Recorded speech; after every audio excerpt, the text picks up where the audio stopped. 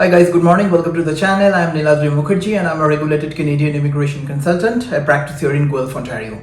So the topic of the day is how much money should I have in my bank account if I were to study in Canada? Now, this is obviously a very pertinent question in my opinion, which probably does not really have a clear-cut answer. And the reason for that is it really varies on your personal circumstances. But here is what I would tell you that you should probably keep in mind if you were to apply for your student visas to Canada. Now, what really you have to demonstrate in terms of the fund when you're coming to study, here in Canada is that the officer should believe, looking at your documents, and this is very important because you may not be called for an interview, hence, whatever you should provide in terms of your documentation, in terms of your letter of explanation, that should be clear and perfect, right? So you really have to demonstrate in the form of your documentation that you have enough money to support your living expenses and obviously to pay for your tuition fees for the whole duration of your study. Now just talk about an example. For example, you are coming, you yourself as a student, your spouse who is coming here on an open work permit, and you have one child who is coming here on a student visa as well. So a family of 3, and you're coming here for the duration of 2 years, of your study. So, and for example, that your course fee per year is $15,000. So for the duration of 2 years, you have to pay to $30,000 to your college, right? Plus, obviously, you have your own living expenses as well.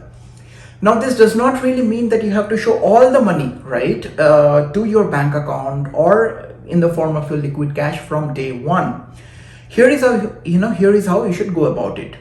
So 15,000 per month, 15,000 per year is the fee that the college is collecting from you in multiple tranches, in multiple installments, right? So in total, in the duration of 2 years, for the duration of 2 years, what you have to pay is $30,000 to your college. Now create an Excel sheet, do your math, and find out how much potential living expenses that you are looking at for you and your family, right? So it may be like 4,000 Canadian dollars a month to cover all the expenses for your family. And always take some kind of buffer, maybe 10% buffer, maybe 15% buffer, or maybe 20% to be on your safer side, because you may want to go for a vacation, you may want to go for shopping, right? All those things. So just be realistic to the extent possible and identify, or like potentially, just try to see how much expenses that you think you should be, like how much fund you should be needing for the entire duration of 2 years, to complete your studies, as well as to complete all your living expenses, as well as have, to have some buffer in the, in the fund. So say, for example, that translates to $60,000, again, hypothetically speaking. This does not really mean that you have to have $60,000 sitting in your bank account from day one. Really, nobody has $60,000 idle sitting in your bank, in his or her bank account, even in Canada, for the most part.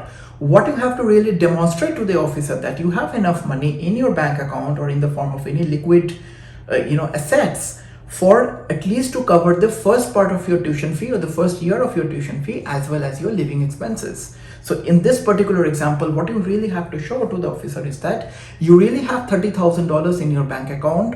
It could come in the form of your loan. It could come, in the form of a gift by somebody. But whatever the case is, you have to explain and you have to show that you have at least $30,000 in this particular example sitting in your bank account that you could use right away.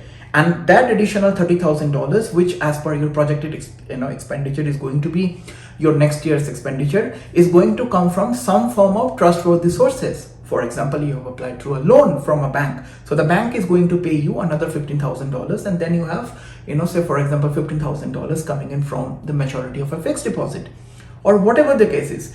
The idea is to be as much logical as possible and as much practical as possible, and to demonstrate in whichever logical way you think that's the right way for you to the immigration officer that you really have money, or you would have money coming in through the, through this, the next 24 months, with which you will be able to, fund their education properly, and that you will not be a burden to the government of Canada during the entire duration of your study.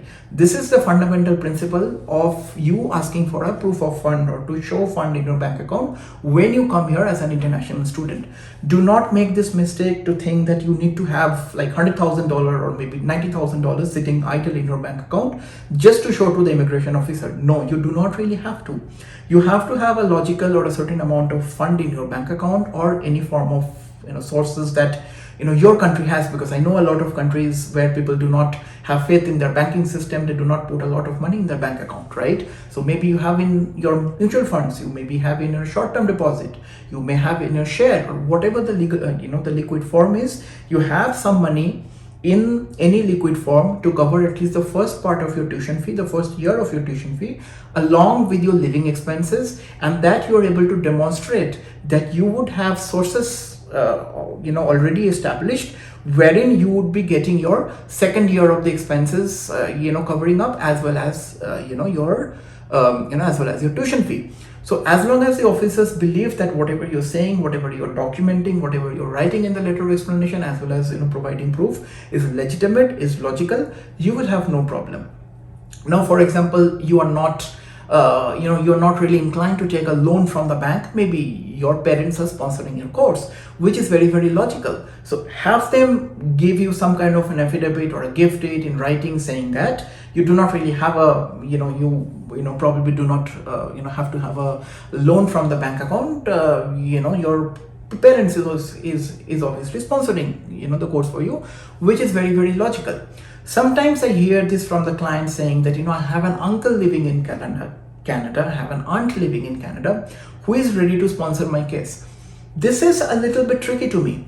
You really have to put yourself into the official shoes and try to see how would an immigration officer would visualize that circumstance. Today you are saying that your uncle is going to sponsor your study.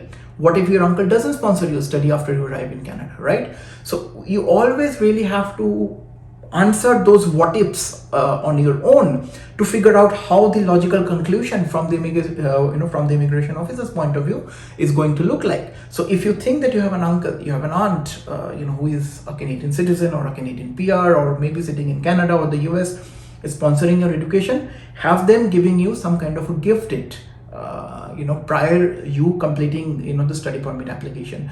Do not wait till the last moment saying that I have an uncle who is going to give me a gift aid and I will get that in so and so year after I get my study permit. Those kind of things really lead to rejections, at least which is what I have seen in the past. The best would be take loan from the bank. That is the best way. Then the bank is giving you some kind of a proof that you have taken loan from the bank, and then the bank is going to disburse your payments from time to time as and when the college is going to ask for the payment, or as and when the month progresses. That is the most logical thing to do, in my opinion, rather than depending on the gift date or some kind of a letter from your uncle and aunt. Because what if your uncle doesn't pay the money that he or she is promising you? You cannot really sue your uncle based on a letter, unless and until it's a legal document, right? So the immigration officers usually look it from that perspective.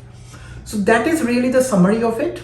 In a nutshell, you do not really have to have all the money sitting in your bank account. You should have sufficient money, or be able to prove that you will have sufficient money at least to cover the first year of the study, and that you already have identified the sources, maybe in the form of a loan, maybe in the form of a liquid cash, or maybe in the form of a liquid investments or a gifted, that your second year tuition fee, if you're coming for a 2-year course, that is that your second year tuition fee as well as your living expenses would be met, as long as whatever documents you provide, as long as whatever you write in the letter of explanation is logical, is justifiable, and you have proofs to each and everything that you provide, each and everything you're writing, you should be good.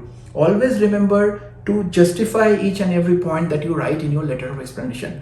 Do not write something that for which you do not really have a proof, you do not really have a justification. So if you're writing a sentence that my uncle is going to provide me a gift aid, for example, attach that that gift aid.